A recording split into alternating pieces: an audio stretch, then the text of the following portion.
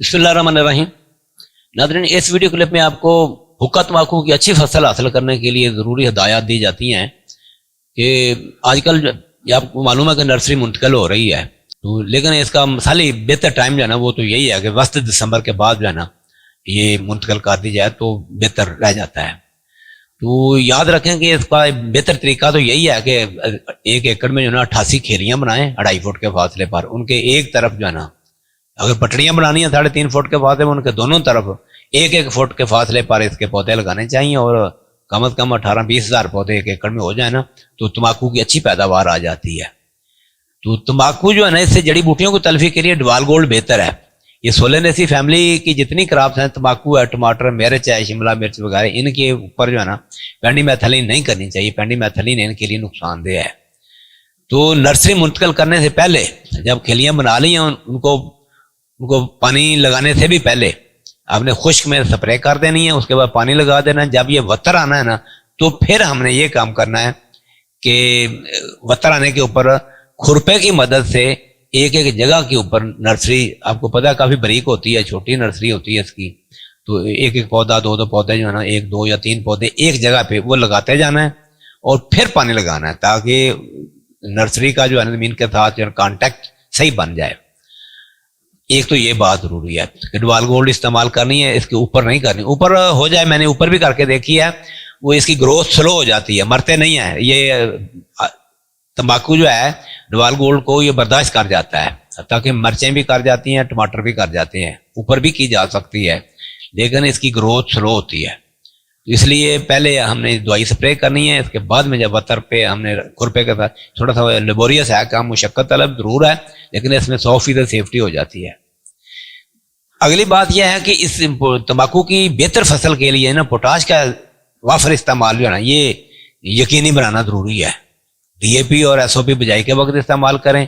इसमें यूरिया कम से कम इस्तेमाल, टोरा करवाने के लिए बिल्कुल यूरिया इस्तेमाल की जा सकती है आधी बोरी, वरना नाइट्रोफास डालकर मिट्टी चढ़ाना जो है ना ये बेहतरीन ऑप्शन है इसके लिए।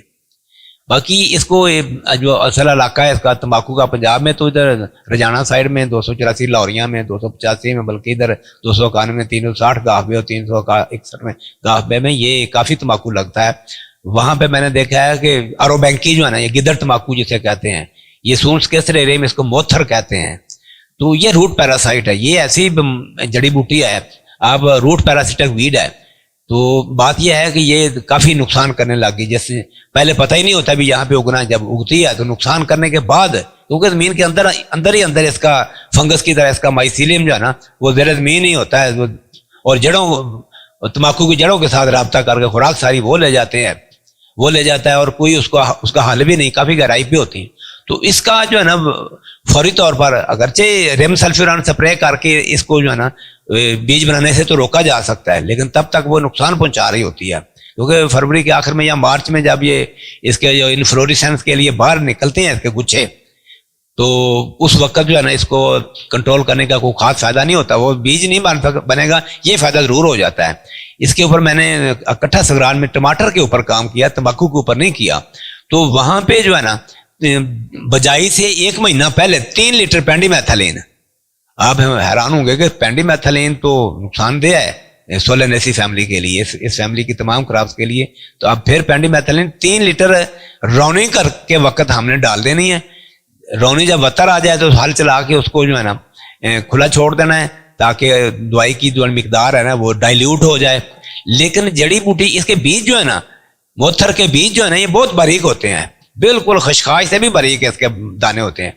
अरोबैंकी के बीज जो हैं इनको डिसइंफेक्ट किया जा सकता है हाई डोज ऑफ पेंडीमेथलिन के साथ, लेकिन इतनी डोज इस्तेमाल करने के बाद जब हम फसल लगाएंगे तो फसल का टोरा मुतासर होता है।